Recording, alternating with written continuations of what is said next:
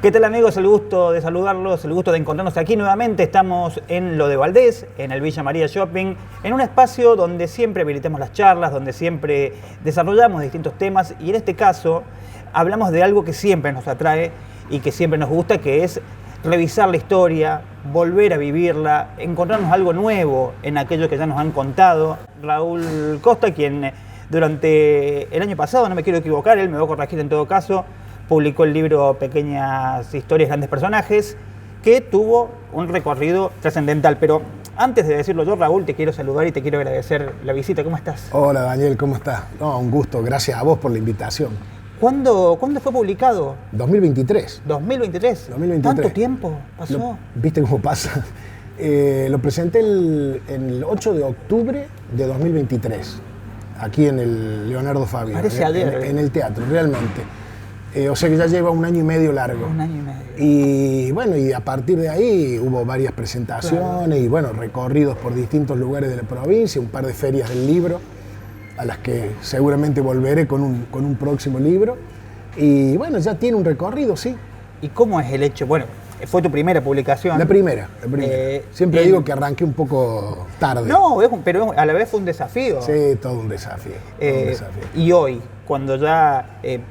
el año pasado fue mencionado como uno de los libros que más se comercializó, que más se vendió. Pero vos sabés que esa fue una sorpresa, creo que lo publicaste vos en el diario, y para mí fue una sorpresa, grata por supuesto, porque no tenía esa información. Claro. Y bueno, se ve que ha sido realmente así. ¿Y cómo es mirar hacia atrás hoy, pensando en ese libro, en el momento de que llegaron las cajas y estaban todos ahí, seguramente en algún espacio de tu casa, a que ahora no esté en ninguno y haya uno en distintos domicilios, en distintos anaqueles?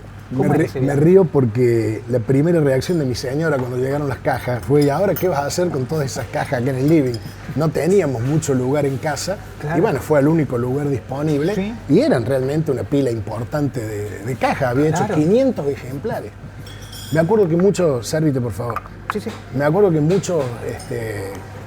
No los puedo llamar colegas porque todavía no me considero demasiado un escritor, pero muchos amigos, mucha gente del ramo, digamos, me decía: uy, pero hiciste una barbaridad, hacer 300, que está bien. Yo había hecho 500, claro, con una expectativa tal vez desmedida. Bueno, la sensación fue realmente emocionante porque uno siente que es como un hijo que acaba de parir, ¿no? Claro. Inesperado de algún modo, porque la verdad que nunca lo había tenido en mente. Y en la pandemia, en la cuarentena impuesta por la pandemia, se me dio, viste que en ese tiempo había mucho tiempo libre, digamos. Sí. Yo recuerdo que los primeros meses con mi señora le hicimos muy bien a la cuarentena. No salíamos a ningún lado, no nos juntábamos los fines de semana con la familia. Los primeros 60 días, digamos, que fueron los más... después, bueno, todos nos sentimos un poco hartos y empezamos a salir. Sí. Y ahí tomó cuerpo la idea de, tenía tiempo, sentarme y escribir un poco y volcar algunas de las cosas que uno ha leído durante tantos años. Sí. Y empecé a pensar, ¿por qué no compartirlas? ¿Por qué no acercarlas a otro público? Pensé siempre en el público joven. Viste, siempre tuve en mente, no sé si lo logré finalmente, pero siempre tuve en mente tratar de llegar al público joven. Entonces traté de que las historias tuvieran amenidad, tuvieran cierta cuestión anecdótica, fueran realmente breves y amenas para tratar de llegar al lector joven, ¿no? Ojalá lo haya logrado. Claro. Y eran perfiles llamativos, pero a la vez, para la construcción de todo eso, requirió un montón de fuentes, imagino, un montón de libros, visitas a bibliotecas, visitas a la biblioteca personal. No sé cómo te manejaste con esto, porque también está lo que es el mundo de la web, el internet. No sé en cuál confiabas más vos. No, confiaba en los libros. En el papel. En el papel. A ver, en internet, y me incluyo, sí, cualquiera puede publicar cualquier cosa y puede que eso sea carne podrida, ¿no? Puede que no esté chequeado. Sí. Entonces, en un 90% traté de guiarme por fuentes indubitadas. Claro. Libros y libros de autores respetables. Claro. En un 90%. Hubo algunas cosas que sí tuve que indagar un poco o googlear un poco para adornarlas. Sí. Pero las fuentes trataron de ser fuentes serias. Y de esa fuente seria lo que traté de buscar en todos los casos, en todos los personajes abordados, fueron aspectos desconocidos, Claro. al menos para el gran público. Sí. Aspectos que al lector le pudieran dejar algo que el lector no supiera. Claro.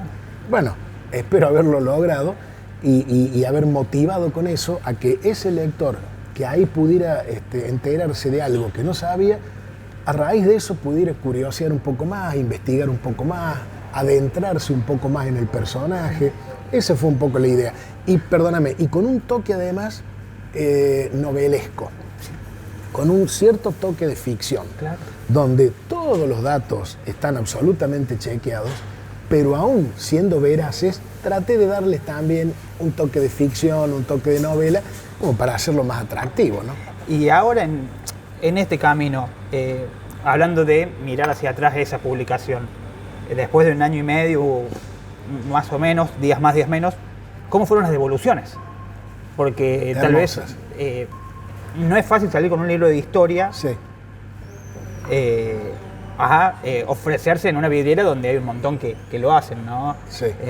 O por ahí libros que hablen de determinados personajes, puede haber muchísimos, pero no que hablen como vos hablas de ese personaje. ¿Cómo fue el feedback? bueno, es lo que más satisfacción me dio. Fueron tal vez pocas o muchas, no lo sé. No tengo cómo compararlo, digamos, porque es mi primer libro, o fue No, mi pero primer libro. Una es un montón, Raúl. Porque a un escritor nadie Claro. lo llama por teléfono para decirle Claro, te felicito. claro, En cambio, claro. al músico lo aplauden. Bueno, tuve particularmente, puedo recordar 2 particularmente porque fueron muy particularmente agradables.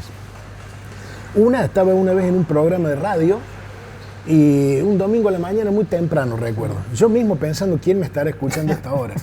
Y resulta que cuando salgo del programa, en la vereda de esa radio había una persona esperándome en un taxi. En un taxi. Sí, no manejando, sino...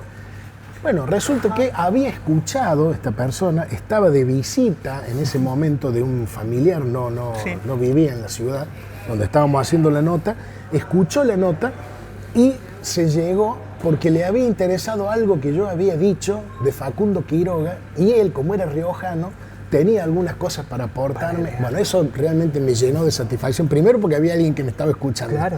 Y después porque se había tomado la molestia de tomarse un taxi, ir hasta ahí. Bueno, no tenía ningún libro en ese momento en la mano para regalarle, lo cual lamenté muchísimo y el señor estaba de paso. Eso realmente me demostró, digamos, que, como vos decís, así sea una la reacción, la satisfacción Claro. que te brinda es enorme. Y después, bueno, hubo muchas otras, hubo muchas reacciones. La otra particularmente que recuerdo es que estando yo fuera de la ciudad, en una presentación que no era la mía, sino como público, Sí. se acerca una persona y a mí nadie me había anunciado ni nada, nadie sabía quién era yo y no sé si me reconoció la cara o qué, se acerca y me dice, ¿usted es Raúl Costa? Sí. Ah, me dice, yo soy tal persona, dice, yo compré su libro. Yo me quedé, ¿viste? ¿Y por qué compraste mi libro? Bueno, porque una vez escuché una nota en una radio y usted había dicho tal cosa y fui y lo compré. ¿Y te gustó? Sí, me encantó. Bueno, la verdad, puede que para un escritor reconocido esto sea absolutamente banal. Para mí fueron 2 casos que me dejaron realmente grandes satisfacciones. Claro. Cuando sale del círculo de la gente que uno conoce y llega... Tal cual, tal cual. Tal cual, porque a los conocidos, hasta vos, a los amigos, hasta vos podés llegar a esperar que te digan, che, qué lindo que estuvo. Pero ahí y es a lo cuando- mejor ni siquiera les gustó. Bueno, ahí es cuando la obra se defiende sola, ¿no? Porque bueno, vas a estar al lado de un desconocido diciéndole, acá quise poner esto, Claro, acá claro, me está faltó bien. tal cosa, pero creo que ahí es donde tiene más valor. Es Es verdad. como el boxeador que se defiende en el ring, que no le dejan ni el banquito, bueno, Es verdad. es ahí. Así decía Bonavena. Sí. Cuando te dejan solo y te sacan el banquito, ahí Claro. te quiero ver. Y así es la obra literaria, no, porque un músico en vivo puede decir, me equivoqué en esto, o puede ver la cantidad de aplausos y codificar lo que viene después. Es verdad. El libro se defiende solo, no está el autor para... Claro, es verdad. Y al autor tampoco lo llaman para felicitarlo por tal capítulo. Es mucho más un salto al vacío, ¿no? Es verdad, es Hay un verdad. vértigo mucho mayor. Yo confieso que tenía cierto pudor antes de presentarlo, porque nunca había escrito un libro. Ahora ya escribí el segundo, ya puedo empezar a considerarme escritor.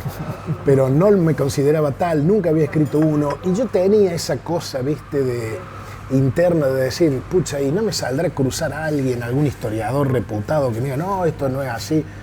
Y la verdad que era un temor infundado, porque no solamente que no te cruza nadie, sino que vos seguramente, con el paso del tiempo lo notas, has dejado algo también, has aportado algo para el debate, para la discusión, ¿por qué no para la polémica en algún caso? Pero has aportado algo, has dejado algo. Y compartir la historia a la vez genera el deseo de compartir más, ¿no? Porque seguramente te encontrarás con alguien que te quiere sumar algo, te dice, che, mirá, podés agregar este personaje. Permanentemente.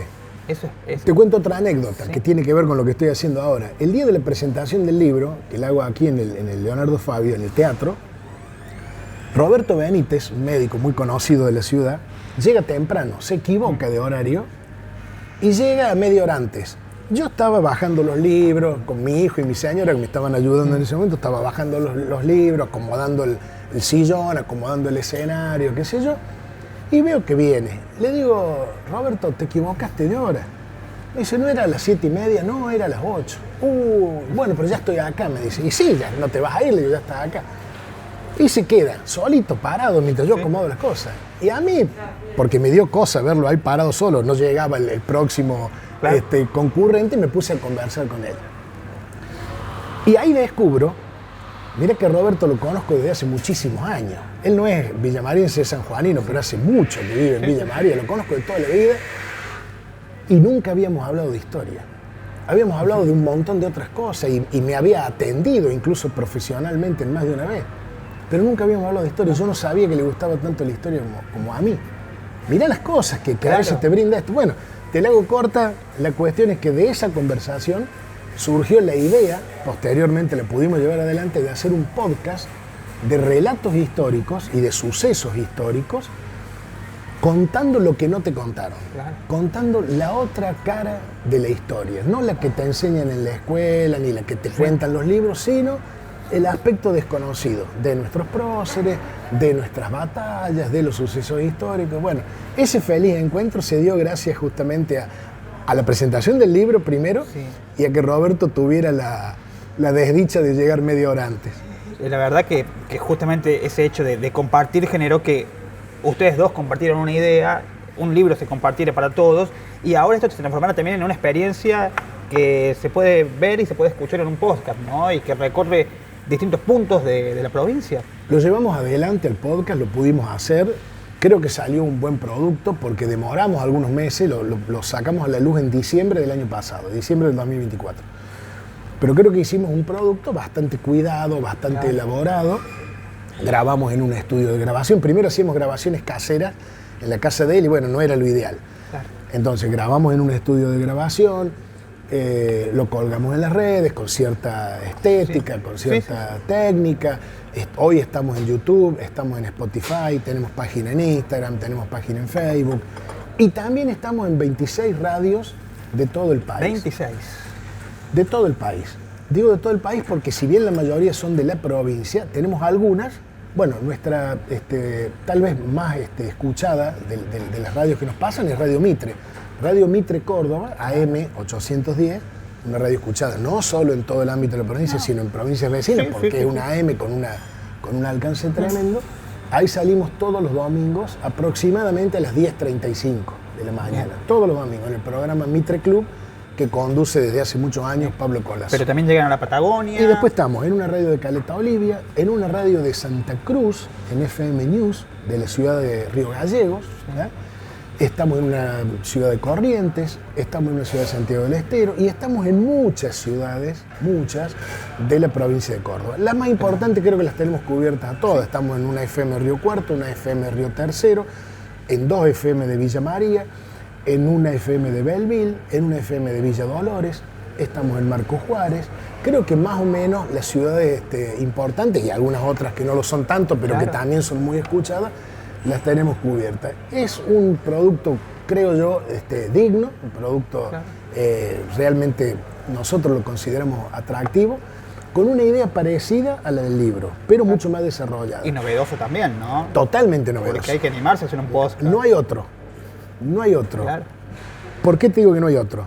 Porque algunos que tienen algún toque de esto que queremos hacer nosotros, o que estamos haciendo nosotros, son largos. Claro. Y el nuestro se llama, y cumplimos con el título, se llama 7 minutos de historia. 7 minutos. ¿Así lo buscamos también? 7 minutos de historia, así estamos en las redes. ¿7 con número o con...? Con letra. Con letra, bien. Supongo que si lo pones con número también te debe aparecer. Para no errarle, pregunto. Pero con letra. Ese producto, ¿por qué digo que es único? Porque además de que creo que somos los únicos que resaltamos lo que no nos contaron, Claro. la otra historia, lo que no nos enseñaron en la escuela, además es corto. Es un tiempo que te permite escucharlo mientras llevas los chicos a la escuela, mientras cocinas o mientras lavas los platos, mientras vas al baño, Claro. estás podando algo en el patio, mientras haces cualquier cosa, por pequeña que sea, ese ratito lo podemos usar para escuchar el podcast. Mientras que si vos haces un podcast de 30, 40 minutos, como son la mayoría, incluso hay algunos vinculados, poquito vinculados así a historia no oficial, pero que tienen esa... Te requiere otro tiempo. Vos tenés que sentarte, tenés que apagar el teléfono, tenés que estar media hora sin atender a nadie. A veces abusan del preámbulo también, los que son más largos, ¿no? También. Y hoy no se dispone de tanto tiempo. Lamentablemente, hoy la gente no dispone de 40 minutos para sentarse nada más que escuchar a un tipo que habla de historia. Claro. Pero 7 minutos sí. Claro. Y ese fue un acierto de Roberto, porque cuando él me dice, vamos a hacer 7 minutos de historia, yo le digo, ¿y por qué 7? Y no 8, 6, o 11, o 4, o 20, 7. Y quedó en 7. Y realmente es un término bastante adecuado, porque vamos al punto, porque vamos a cada personaje a contarle al oyente, a dejarle algo al oyente. Así que Blas Parera, por ejemplo, que es el último que pusimos, Bien. el autor de la música de nuestro himno. Así que Blas Parera cobró tanto por el himno. Así que se fue y en España no lo quisieron recibir. Cosas que no están en ningún libro, Claro. bueno, tratamos de reflejarlo ahí. Claro. Y lo que me deja pensando esto es tanto en lo literario, en lo histórico, como en este podcast, es que en uno son determinada cantidad de páginas, en este son 7 minutos, pero el tiempo y laburo detrás de eso es inmenso, ¿no? Igual es similar al libro, tiene todo un trabajo atrás y después 7 minutos pasan volando, pero bueno, pero hay todo un trabajo atrás. Pero lo hacemos con gusto. Ya vamos por el capítulo, si no me equivoco, 22. Ayer debemos haber cargado el episodio 22. Bueno, la verdad que es una satisfacción poder hacerlo y poder cargar todas las semanas uno. Generalmente llevamos grabados 4 o 5 de reserva, por si alguno de los dos se enferma o tiene que viajar o algo, siempre tenemos alguno en reserva, ¿no? Pero yo estimo que debemos tener cargados ya aproximadamente unos 22 o 23 capítulos. Y a la vez también seguiste escribiendo, ¿no? Y a la vez... Y seguí escribiendo, sí. A la vez estás a poco de tener novedades respecto a publicaciones. Estoy terminando un segundo libro, sí, un poco aprovechando el envión del primero. También va a tener un contenido histórico, pero estoy seguro que va a ser mucho más entretenido que el primero. ¿Más? Muchísimo más. Y va a tener más calidad. Yo no sé cuánta tuvo el primer libro, no lo sé, pero seguramente este va a ser un poquito mejor. Y te digo por qué, Daniel. Sí. Porque uno va aprendiendo ciertas técnicas que yo totalmente las desconocía. Entonces vos vas aprendiendo cómo cerrar una frase, cómo cerrar un capítulo, cómo introducir alguna historia que aparentemente no tiene nada que ver con lo que estás contando, pero que hace al interés del lector. Son pequeñas técnicas, muchas de ellas me las enseñó Darío Falconi, a quien le agradezco públicamente, no solo porque me editó el libro anterior, sino porque también va a trabajar sobre este, y que realmente es una persona que sabe muchísimo del tema, muchísimo. Nos puede enseñar un montón de cosas, y bueno, particularmente él también hace su aporte en ese sentido, ¿no? Y después te revisa los tildes, las diéresis, las comas, entonces te asegura de que el producto sale realmente elaborado. Bueno, estamos terminándolo en estos días. ¿Tenés fecha aproximada para eso? ¿Un mes aproximado? ¿Para terminarlo? Sí. Para que nosotros sepamos y lo encontremos y lo podamos buscar, que es lo que queremos. Voy a hacer seguramente una presentación, probablemente no la haga en un mes, la haga un poquito más adelante porque tengo que ir a ver a mi hija, yerno y nietas que están lejos y que voy cada vez que puedo, probablemente lo haga a la vuelta. Pero sí, en cuanto a su manufactura, digamos, en cuanto a su producción, va a estar listo seguramente en 30, 45 días. ¿Segunda parte del año pensamos, por las dudas? ¿Por ahí? Más seguro, segunda parte del año, sí. Y respecto al primero, ¿hay ejemplares? Y la verdad que muy pocos, por suerte, o por desgracia. Por desgracia porque me gustaría que hubiera muchos más, claro. Pero por suerte porque los vendí a todos. Claro. Ahora yo le facilito a quien nos está viendo, nos está escuchando, yo le facilito absolutamente la cuestión, si tienen interés en el libro, más allá de que vaya en contra de mis intereses económicos. En la biblioteca Mariano Moreno, sí. Allí he dejado varios libros. ¿Hay ejemplares? Sí, apenas lo hice. Y fíjate vos, tengo la suerte de que, por lo que me comentan las chicas que trabajan allí, está permanentemente requerido. Pero como hay un par, ahí hay varios, entonces claro. Siempre está... Va circulando. Así que quien quiera llegarse puede ir ahí. Y después las librerías, seguramente en algunas librerías haya quedado algunos ejemplares, seguramente. Vos sabés que lo de la librería es un goteo. Sí. Es una cosa que a lo mejor vos dejaste 5 ejemplares y tal vez te avisaron de 2 o 3 y el resto te olvidaste y han quedado ahí y a lo mejor todavía están ahí. Claro. Pero gruesamente los vendí a todos. Sabemos de Villa María y cómo fue la presentación, sabemos que fue convocante, pero quiero hablar de los pueblos, Do, porque hiciste y recorriste muchas rutas con la primera obra. ¿Cómo fue ese intercambio en los pueblos? Porque imagino yo que habilita más a la charla larga, sí. Que habilita más al intercambio entre el asistente, que tiene una cuestión también más íntima de cierta manera, ¿no? ¿Cómo la pasaste? Primero en ese rol y segundo en esos espacios, ¿no? Donde prima la cercanía y el interés, porque el que va ahí no fue obligado, no, tal cual, sino que fue impulsado por el deseo de saber. La pasé extraordinariamente bien, la verdad, la pasé extraordinariamente bien, como también la pasé acá, sí. O en Villanueva, que también lo presenté, muy bien.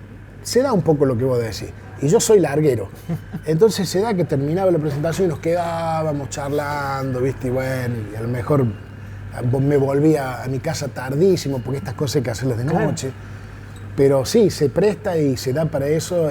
Recuerdo algunos hechos puntuales, por ejemplo, Devoto, que está lejos. Sí. Devoto está cerca de San Francisco. Ahí fue extraordinaria la charla, fue muy, muy linda, muy agradable, gente realmente hermosa que se acercó a conversar después. Y charlé, llegué tardísimo a mi casa de vuelta. Una noche que me acuerdo que había neblina. Bueno, fue complicado eso, pero se prestó para eso. Y yo creo que es la parte más linda, ¿no? Es la parte que uno más jugo le saca, el encuentro con gente, la conversación. Mira, no sé si vale la comparación, pero uno que ha estado toda la vida en el ámbito de la política, de la función pública, de la cual no reniego, al contrario, muy al contrario, la reivindico, pero entrar en este otro ámbito, digamos, en el ámbito de la literatura, es entrar en un mundo distinto, más pausado, más relajado, sin las urgencias de la propia función pública, ¿no?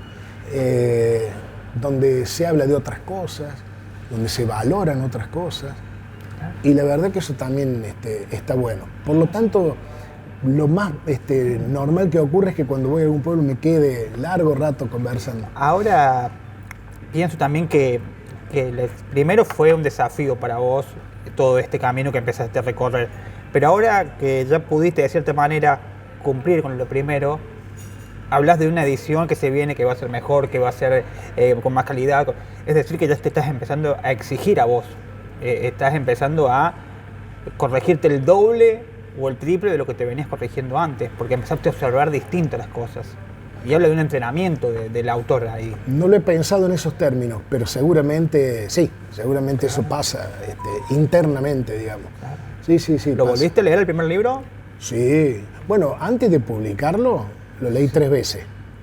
No, pero una vez. Sí, por supuesto. Digo antes de publicarlo 3 veces porque vos permanentemente, estás corriéndole una coma o Claro. lo que era un punto seguido lo estás transformando en un punto de aparte o Bueno, viceversa. pero ya en etapas. Ya, Probablemente ya no completo, pero sí he releído un montón de Claro. veces, he releído capítulos, ¿sí? claro.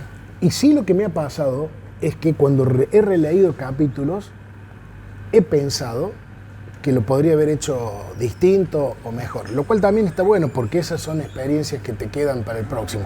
Bueno, el que lo tuvo que leer también 3 veces fue Darío Falcone, Ah, sí, sin duda. a quien siempre que puedo le agradezco porque Claro. con todo el trabajo que tiene, ponerse a leerlo, y bueno, también lo leyó varias veces para hacerle alguna observación o alguna corrección. Y esto que está terminando, ¿cuánto tardaste en decir, bueno, ya está? Mucho menos que el anterior, mucho ¿Menos? mucho menos. Supongo que tiene que ver con el ejercicio, ¿no? Claro. Mucho menos, de verdad que muchísimo menos. ¿Y se termina o se abandona? No, se abandona, ¿Se abandona? no se termina. El primero, bueno, este también. El primero tuvo una razón práctica, que fue la cantidad de páginas. Yo Claro. tenía un montón de personajes que ya los tenía en borrador para agregar. Claro. Pero cuando eso sumó una determinada cantidad de páginas, los que están en el tema me dijeron, no, páralo acá. Porque ¿para qué hacer un libraco de 400 páginas que va a ser difícil? Ya un libro de historia o de contenido histórico es difícil que la gente lo lea. Claro. Pero si además tiene 400 páginas, es mucho más difícil. Bueno, pero es dinámico porque está separado en capítulos. De Es igual dinámico, manera, pero por ahí el que lo va a comprar no sabe de lo dinámico que puede llegar a ser y le pesa la Cuando ve el lomo. Exacto. Ahí está. Entonces lo tratamos de hacer ahí, con lo justo, una cosa. Bien. Y en este pasó lo mismo. Este tiene, a diferencia del anterior, un orden cronológico. No adelanto mucho el fondo del tema que trato porque todavía no lo tengo terminado, cocinado, digamos, del todo, pero tiene un orden cronológico. Bien. Y lo termino en un año, que es un año muy importante en Argentina, en la historia de Argentina, un año que ha sido clave. Y me quedé pensando y digo, tendría que haber continuado 5 o 6 años más. Pero continuado 5 o 6 años más en el relato del libro me implicaba necesariamente unas 40 o 50 páginas Claro. más. Y ya estaba en las 250 más o menos, con lo cual me iba a un libro de más de 300 páginas. No es lo recomendable. A lo mejor Felipe Piña puede escribir un libro de 400 páginas y se lo van a leer, lo vamos a leer sin problema. Pero si yo escribo un libro de 400 páginas, que estoy muy lejos de ser Felipe Piña, es muy probable que no me lo compren. ¿Me explico? Entonces traté de hacerlo nuevamente, si bien es un poco más largo que el anterior, pero traté de que no se me fuera de lo manejable, de un libro cotidiano Pero como para el lector común. Pienso lo difícil de poder ser sintético con la historia argentina. Porque imagino que si hubiera un libro que tuviera la historia argentina completa, no sé si sería una cosa así. Obvio. Porque uno, Obvio. cuando ve la cantidad de cosas que han sucedido, que a veces uno en la comparativa dice, che, en Argentina no te aburrís nunca, todos los días pasa algo, incluso en este momento específico están pasando como 5 cosas a la vez. Muchísimas cosas. Imagino que debe ser muy difícil la cantidad de aristas que tiene la historia, que está atravesada simultáneamente por 1000 cosas, incluso Sí, un sí. personaje, ¿no? Porque pienso en los próceres tal vez, y eran todos multifacéticos, no es que cumplían solo Totalmente. una función. Totalmente. Uno eran periodistas, militares, abogados, y eran todo. Pero ¿sabes qué me facilita las cosas? ¿O qué me facilitó Sí. las cosas? Que el mío no es un libro de historia, Claro. es un libro de historias. Bien. De historias de nuestra historia. Claro. Entonces eso me facilitó las cosas. Si vos querés estudiar o aprender o leer la historia argentina, hay 200, 500, Sí. miles tal vez de libros de autores muy reputados que te van a enseñar la historia, todos con un grado de subjetivismo, tenemos Sí. que tenerlo claro. No existe la imparcialidad absoluta en la historia como no lo existe en la política, como no lo existe en la vida. Todos teñimos con nuestra ideología, con nuestro pensamiento lo que Claro. escribimos. Pero vos tenés un montón de libros que te van a enseñar la historia. Galazo en primer lugar, para Sí. mí el que mejor Bien. desarrolló la historia argentina. Pero si no tenés Félix Luna, tenés José María Rosa, tenés Felipe Piña, tenés Daniel Balmaceda si lo querés hacer desde otro costado. Sí. Los míos no son libros de historia, por lo tanto yo siempre le digo al posible comprador o al lector, si querés estudiar la historia, aprender la historia, no me leas a mí. Ahora, si querés escuchar o aprender o leer historias que no te han contado, ahí sí podés comprar el libro o ahí sí podés escuchar el podcast. Entonces, si vamos a la Revolución de Mayo, ya que estamos cerca de mayo, que es un mes muy prolífico en hechos patrios, pero tomamos la Revolución de Mayo, no voy a contar lo que pasó en toda la semana, lo que pasó ese día, el reparto de escarapela de French y Beruti, no, porque eso ya te lo han contado en la escuela, pero te voy a contar otras cosas que a lo mejor no las tenés tan presentes. Te voy a contar que el 25 de mayo, un hecho trascendental para el país, para la formación de la patria, fue en el fondo un hecho de, por y para los porteños. Ajá. No fue para nada. Es más, Córdoba, cuando a los 15 o 20 días se entera de lo que había pasado el 25 de mayo en Buenos Aires, Córdoba se levanta, se opone. Y muchas provincias del norte se oponen. Un hecho de porteños, encabezado por un trío de porteños, Belgrano, Castelli, Moreno.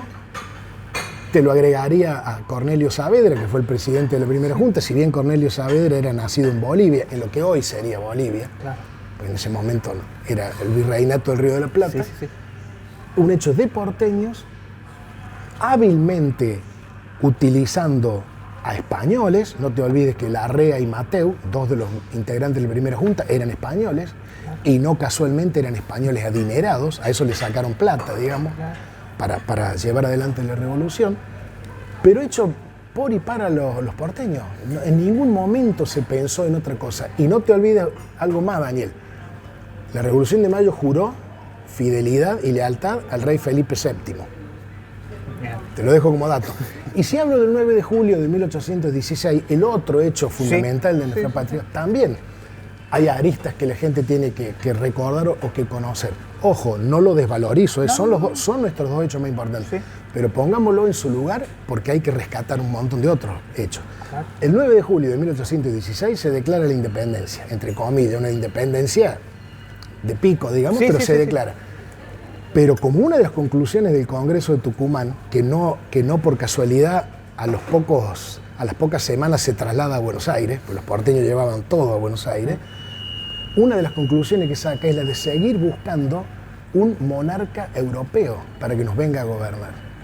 ¿Por qué? Porque se venía buscando desde 1811 un príncipe europeo para que viniera a gobernar.